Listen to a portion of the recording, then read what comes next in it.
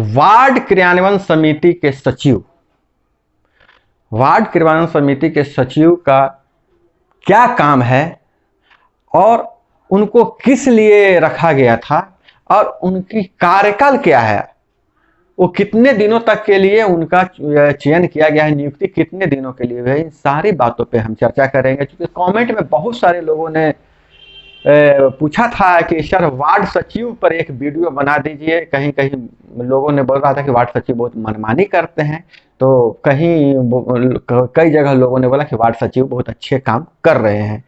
तो दोस्तों ये वार्ड सचिव के बारे में मुझे भी लगा कि इतना जब मैसेज आ रहा है, इतना जो कमेंट आ रहा है, तो इस पर एक वीडियो बना देते हैं और ऐसी जानकारी देंगे जो मैं भी जानकारी दूंगा वह पूरा का पूरा जो पंचायती राज अधिनियम के अनुरूप जो नियम कानून बनाए गए हैं उन सारी बातों पे हम चर्चा करते हुए जानकारी दूंगा।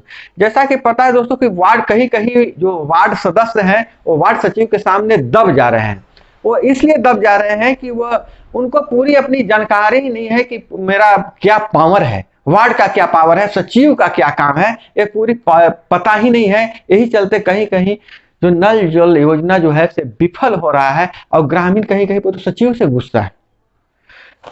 गुस्सा होने की जरूरत नहीं है, न किसी से लड़ाई झगड़ा की जरूरत है। आप नियम के अनुसार, कानून के अनुसार आप जानिए कि वार्ड सचिव को हटाया जा सकता है कि नहीं हटाया जा सकता है और इनका कार्यकाल कितने दिनों तक हुआ था और क्या करना था। तो दोस्तों ज्यादा कंफ्यूजन यह हुआ कि वार्ड सचिव के बारे में कि मुख्यमंत्री ग्रामीण पेयजल निश्चय योजना के क्रियान्वयन हेतु 40 बिंदुओं का दिशा निर्देश जारी किया गया था और उस दिशा निर्देश में 25 तरह के जो थे वो अनुलग्न थे, मतलब फॉर्मेट थे और उस पे पंचायत वार्ड सचिव और वार्ड अध्यक्ष जो हुए, जो वार्ड सदस्य जिनको कहते हैं, और सारे उनके क्रियान्वयन समिति के सदस्यों ने साइन किया है।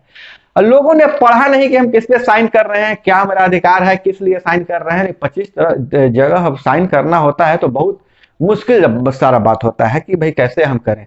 तो दोस्तों हम सारी बातों पर चर्चा करेंगे कि क्या उनका 40 बिंदु में क्या क्या है और अनुलग्न में कहाँ कहाँ गड़बड़ी हुई है, कहाँ नहीं पढ़ पाए हैं, इन सारी बातों पर हम जानकारी देंगे।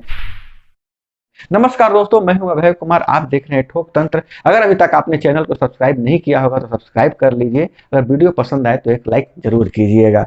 तो दोस्तों पहले जान लीजिए कि वार्ड सचिव का चयन क्यों किया गया था, इसकी नियुक्ति क्यों की गई थी। तो मुख्यमंत्री ग्रामीण पेयजल निश्चय योजना के क्रियान्वयन हेतु उसको जमीन पर उतारने के लिए एक वार्ड क्रियान्वयन समिति का निर्माण किया गया था और उसमें एक वार्ड सचिव नियुक्त किया गया था ग्राम सभा के माध्यम से। ऐसा इसलिए किया गया था कि जो आरक्षण है, चाहे या जो चुनाव में जो है शिक्षा का कोई मानदंड नहीं है। बहुत सारे वार्ड जो है से अनपढ़ हैं, अनपढ़ भी वार्ड चुन लिए गए हैं।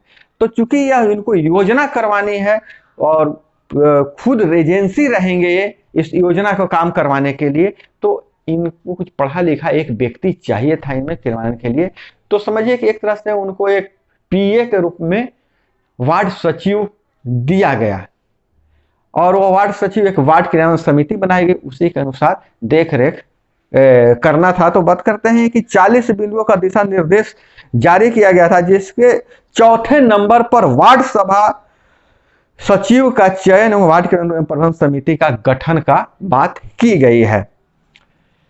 पहले ही मैंने बताया था कि उसमें लिखा हुआ है कि वार्ड सदस्य अनपढ़ हो सकते हैं, उनके मदद के लिए एक सचिव की आवश्यकता है, सहायक की आवश्यकता है, जिसकी एक क्राइटेरिया तय की गई थी कि वार्ड सचिव 10वीं पास होना चाहिए। वह ग्राम कचहरी या ग्राम पंचायत के सदस्य का कोई परिवार नहीं होना चाहिए। उसका कार्य क्या था? वार्ड सचिव का जो कार्य था कि वार्ड सदस्य के निर्देशों के अधीन अध्यक्ष हो गए, पूरे गठन भी हम बताएंगे, अध्यक्ष हो गए वार्ड सदस्य, उनके निर्देशों के अधीन वार्ड सभा का बैठक का सूचना प्रेषित करना, सूचना निर्गत करना, बैठक की पूरी कार्रवाई लिखना और अन्य दायित्व जो वार्ड अध्यक्ष कहे उसकी अन्य दायित्वों को निभाना। जो चौथे नंबर के जो दिशा निर्देश है, उस चौथा नंबर का दिशा निर्देश क्या है सो हम बताते हैं। बिहार पंचायती राज अधिनियम धारा 170 क और ख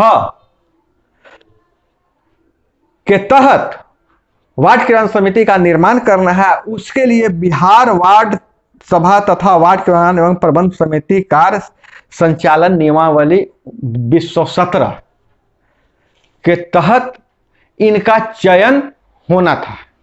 चयन के प्रक्रिया में सिंपल है कि 7 सदस्यीय वार्ड क्रियान्वयन समिति का गठन करना था। 7 सदस्य में आप देख लीजिए, एक वार्ड सदस्य जो हो गए से पदेन अध्यक्ष रहेंगे और सदस्य भी रहेंगे। दूसरे सदस्य रहेंगे उस वार्ड से जो पंच चुने गए हैं, पंच जो है सब पदेन सदस्य रहेंगे। और तीसरा, जो ग्राम सभा द्वारा मैट्रिक पास एक व्यक्ति को जो चुना गया था वार्ड सचिव, वह उसके भी सदस्य रहेंगे। तो 3 सदस्य ये हो गए। उसके बाद 4 सदस्यों को और चयन करना था, जिसमें से अगर उस वार्ड में जीविका कार्यरत है तो जीविका दीदी से 1 सदस्य रहेंगे। अगर अनुसूचित जाति अनुसूचित जनजाति की उस वार्ड में संख्या है, उसमें निवास करते हैं, तो उनमें से 1 चुने जाएंगे। और पूरे जो है से समिति में 7 सदस्यीय समिति में 3 महिलाओं का होना आवश्यक है। बस 7 में 3, अगर वार्ड सदस्य अगर महिला है तो वो महिला 3 में 1 वो गिने जाएंगे, मतलब 3 महिला होना आवश्यक है। और इसकी जो है बैठक जो है सप्ताह में 1 बार करने का प्रावधान है, लेकिन महीने में 1 बार जरूर करना होता है। तो यह हो गया वार्ड क्रियान्वयन समिति का गठन। और इसका काम सिर्फ एक था, एक ही काम के लिए इसका चयन किया गया था। हम इसके कार्यकाल भी बताएंगे और हटाने की प्रक्रिया बताएंगे। वीडियो के अंत तक बने रहिए। और जो भी हम बता रहे हैं, जो भी सबूत दे रहे हैं, वो हम पूरा सबूत आपको बगल में हम चलाएंगे कि कहां पर क्या लिखा हुआ है। इनका था कि अगर नल जल योजना को पूरा कर लेना है, नल जल योजना में जो भी क्रियाकलाप हैं उसके लिए वार्ड क्रियान्वयन समिति का गठन किया गया था, पेयजल आपूर्ति के लिए गठन किया गया था। और मजे की बात यह है कि इसको 6 महीने के अंदर ही पूरा कर लिया जाना था, कि 6 महीने में स्थल चयन से लेकर उसके 6 महीने में इस पूरा जो क्रियान्वयन समिति है उसका पूरा कर ले। और वार्ड के हर समस्याओं पर एक क्रियान्वयन समिति विचार करके उसकी योजना बनाए, उसकी समाधान खोजे।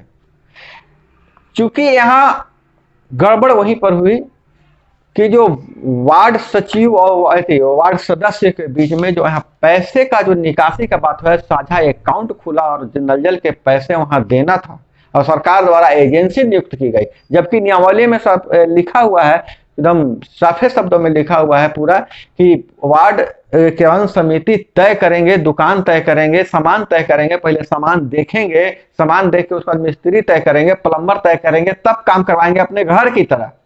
लेकिन यहाँ पर कहीं कहीं बांधा गया है अधिकारियों द्वारा कि तय कर दिया गया था एजेंसी की, इसी एजेंसी से काम करवाना है। बाद में पता चला कि एजेंसी पैसा लेके भाग गया। ऐसे भी वो चीज हो गया कि जो वार्ड अध्यक्ष जो है सो अपना पावर का उपयोग नहीं करके सिर्फ मतलब वार्ड गिराते रहे साइन करवाने के लिए कि वार्ड सचिव साइन कर दीजिए, बस कमीशन का मामला हो गया।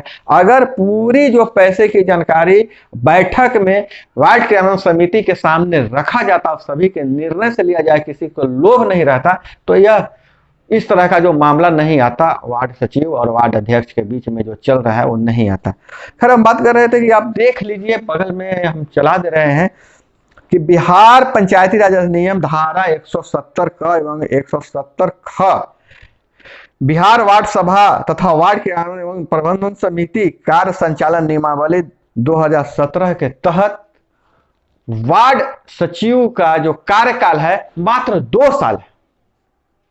2 साल में ही पूरा नल जल योजना तैयार कर लेना था और 2 साल तक में उनका कार्यकाल है। 2 साल के बाद उनका कार्यकाल स्वतः समाप्त हो जाता है। लेकिन यह 2 साल में समाप्त नहीं हुआ, इसको 6 महीना में पूरा नहीं हुआ। इसके पीछे कारण नहीं रहा कि वार्ड जो जो काम होना था वार्डों में, जो नल जल योजना का, वो काम लेट खिंचाते गया। 2 साल से ज़्यादा पार हो गया। तो अगर कोई वार्ड सचिव ज़्यादा करते हैं, परेशान करते हैं, तो उनको नियम दिखा दीजिए कि वो 2 साल के लिए ही चयन हुआ है उनका, 2 साल से अधिक के लिए चयन। इसीलिए वार्ड सचिव जो बार बार फिर अनुरक्षण बहाली के लिए उन लोगों ने मांग किया था, सब किसी सरकारी बयान भी आया था कि अनुरक्षण उन्हीं को बहाल किया जाएगा। ऐसा मुझे अभी तक लिखित कोई आदेश प्राप्त नहीं हुआ। लिखित आदेश प्राप्त हो जाएगा तो मैं आपको बताऊंगा। तो दोस्तों, यह थी अब बात है कि वार्ड सचिव को हटाया कैसे जाएगा। तो आप यह बात जान लीजिए कि वार्ड सचिव या कोई भी हो, जिस प्रक्रिया से चयन होता है उसी प्रक्रिया से उन्हें हटाया भी जा सकता है। वार्ड सभा में प्रस्ताव लेकर इनको हटाया जा सकता है। ये नियमावली की बात कह रहे हैं। हो क्या रहा है, क्या नहीं हो रहा है, वो आप लोग को पता होगा, आप देख भी रहे होंगे। तो दोस्तों, यह थी वार्ड सचिव के बारे में आपको जानकारी। कैसी लगी जानकारी जरूर बताइएगा। अगर कुछ इससे संबंधित और कोई सवाल होगा तो कमेंट में लिखिएगा। मिलते हैं अगले वीडियो में। जय हिंद, वंदे मातरम।